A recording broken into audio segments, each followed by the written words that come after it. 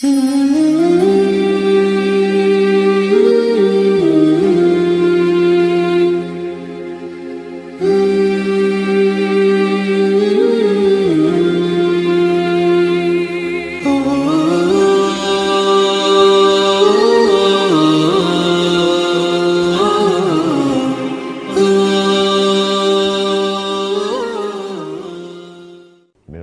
yang sedang terjadi corona sekarang. Apa sikap kita? Bagaimana sikap kita terhadap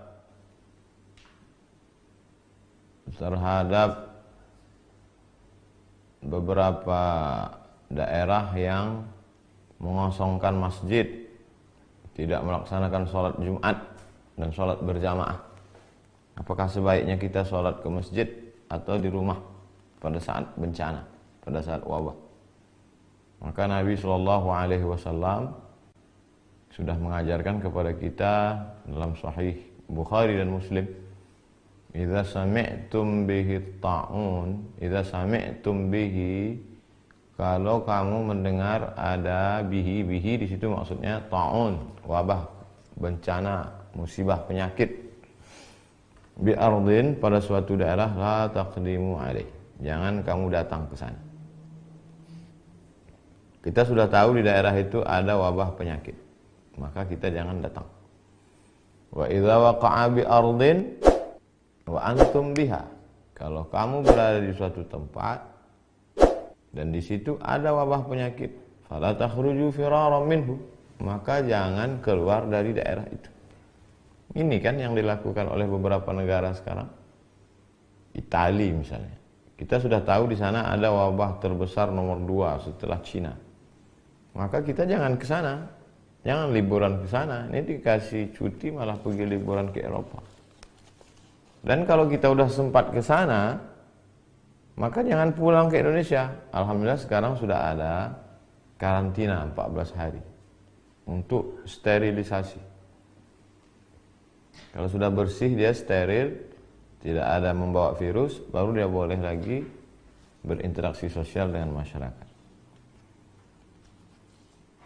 Lalu ada sebagian orang mengatakan, untuk apa kita takut bencana? Kita kan takutnya kepada Allah Subhanahu wa taala. Loh, ini kan yang mengajarkan Nabi Muhammad sallallahu alaihi wasallam. Kata Nabi, firra minal majzum, firra, larilah engkau, minal majzum.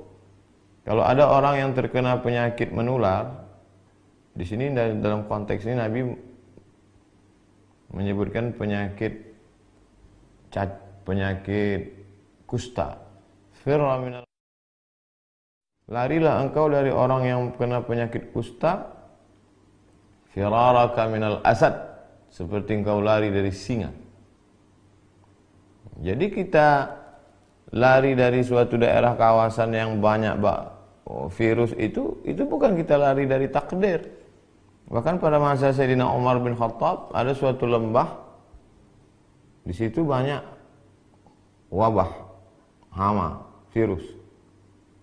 Kemudian kata Umar bin Khattab, mari kita pindah ke tempat yang tidak ada manusia di situ, yang bersih, steril.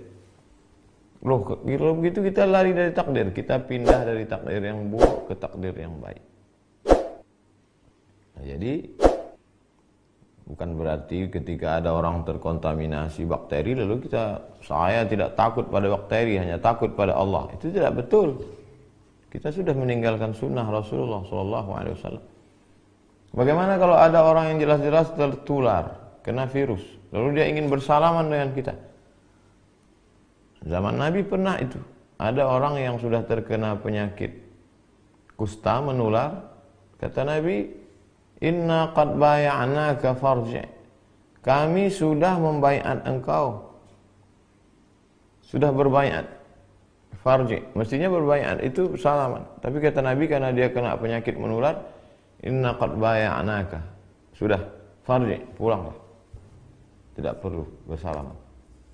Jadi yang kita lakukan hari ini tidak berinteraksi sosial dengan orang yang dikhawatirkan menularkan virus, tidak bersalaman, bukan meninggalkan sunnah, justru sedang melaksanakan sunnah.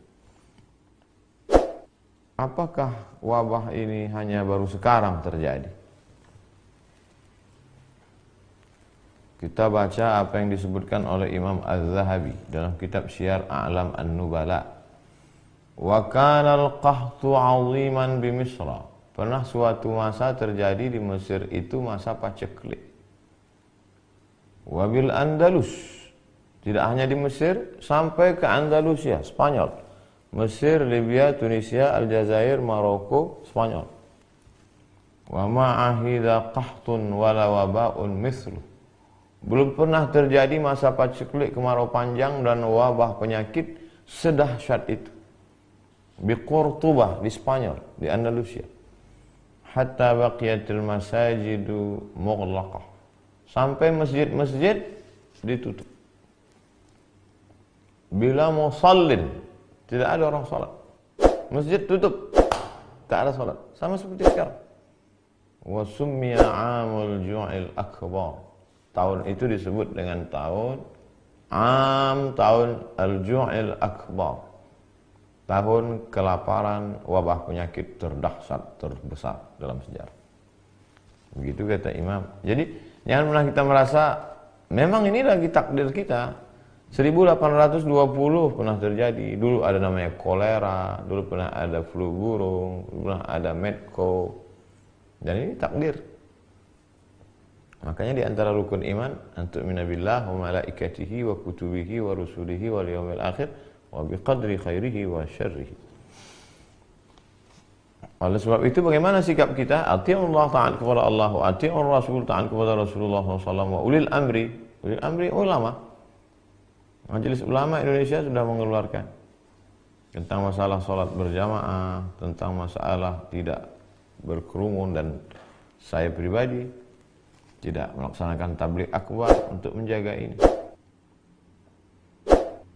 Bahwa ada sebagian orang mengatakan risau, kenapa masjid ditutup, kenapa mall tidak, kenapa masjid ditutup, kenapa airport tidak, kenapa masjid ditutup, kenapa bioskop tidak. Itu tidak serta-merta lalu kita berkata, kalau begitu masjid jangan ditutup. Jadi yang tepat itu bukan begitu. Tidak berkerumun di masjid, juga tidak berkerumun di mall. Jangan sampai ketika orang ditanya, kamu tidak sholat Jumat? Saya takut nanti tersebar virus. Dia tidak sholat Jumat, dia tidak sholat berjamaah, tapi ke mall. Tapi orang asing yang tidak steril dibiarkan masuk. Nah, ini tidak benar. Oleh sebab itu kita saling menjaga.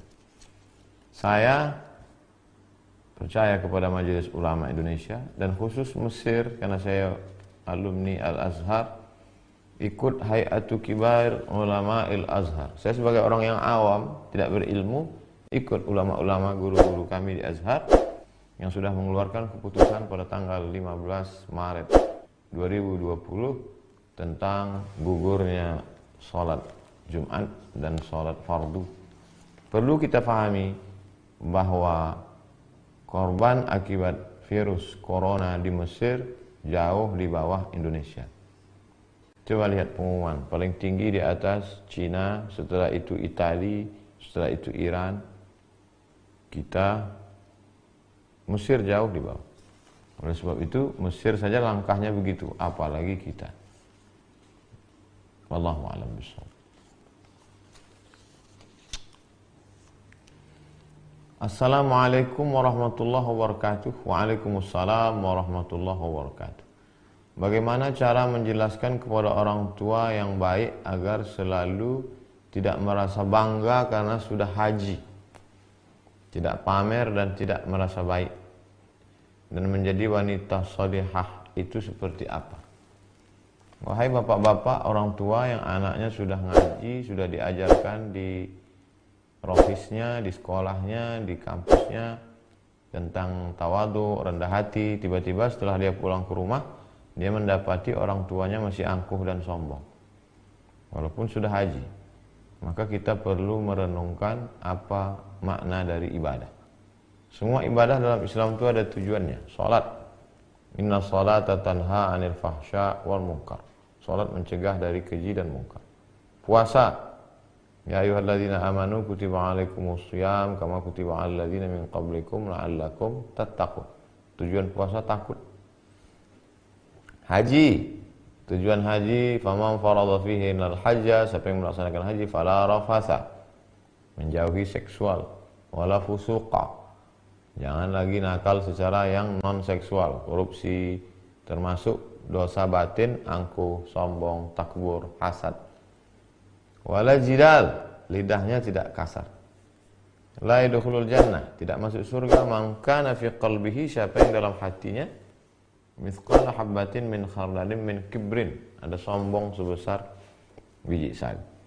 Mestinya orang yang pulang haji itu justru lebih rendah hati, karena inti dari haji al-hajju arafah. Haji itu wukuf di padang Arafah.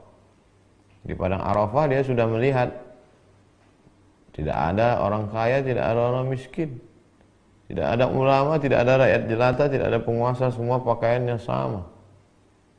Oleh sebab itu, di antara pesan hikmah di balik ibadah haji adalah tidak angkuh dan tidak sombong. Cukup share video ini ke orang tua, sahabat, kawan yang sudah haji tapi justru makin sombong. 2. Menjadi wanita salihah. Yang pertama, al-imanul qawi, imannya mesti kuat. Yang kedua,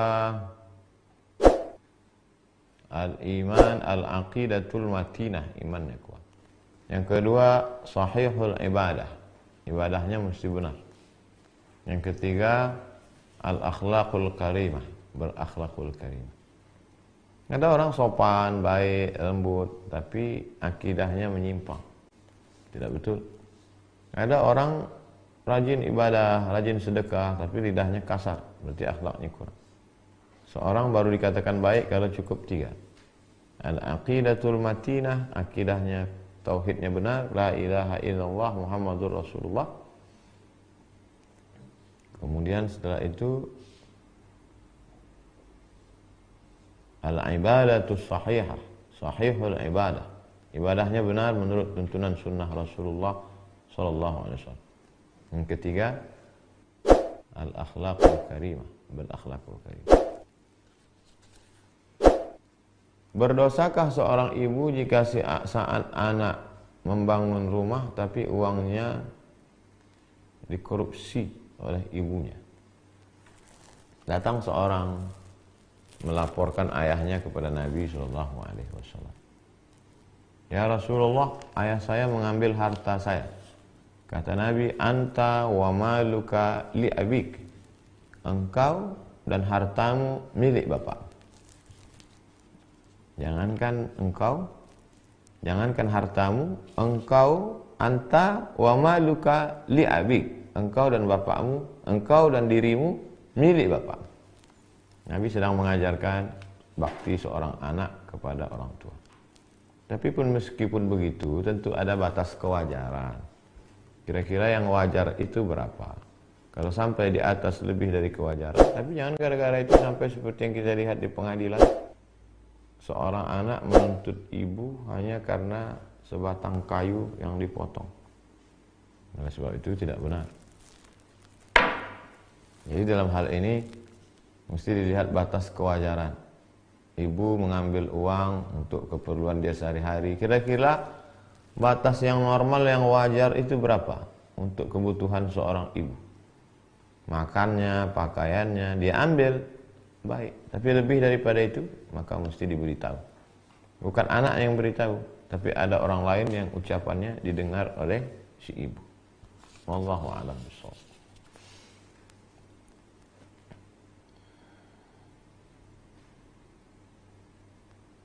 Kenapa saya susah sekali dapat jodoh? Jodoh itu bagian dari rezeki. Oleh sebab itu, wa fis sama'i rizqukum wa ma tu'adun.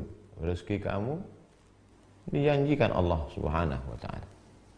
Suatu ketika Nabi lewat di depan Abdullah ibnu Mas'ud. Ibnu Mas'ud sedang sedih. Kata Nabi, la tukthir hammak. La tukthir hammak. Jangan terlalu risau dengan hidup, wahai Abdullah bin Mas'ud. Ma yuqaddar yakun. yang sudah ditetapkan Allah untukmu pasti terjadi. Wa ma turzaqu ya'tik. Apa yang sudah ditetapkan Allah menjadi rezekimu pasti datang. Rezekimu lebih tahu di mana engkau berada daripada engkau mengetahui di mana letak rezeki. Oleh sebab itu, di situlah letak keyakinan, di situlah letak iman. Alimtu anna rizqi la ya'khudhuhu ghairi fatma'anna qalbi. Aku tahu bahwa rezekiku tidak akan mungkin diambil orang lain. Fatma'anna qalbi, hatiku menjadi tenang. Begitu kata Imam Al-Hasan Al-Basri. Tapi tetap ada ikhtiar dan usaha. Idza sa'alta fas'alillah. Jangan pernah bergantung kepada manusia. Kalau minta sesuatu, mintalah kepada Allah. Idza sa'alta, minta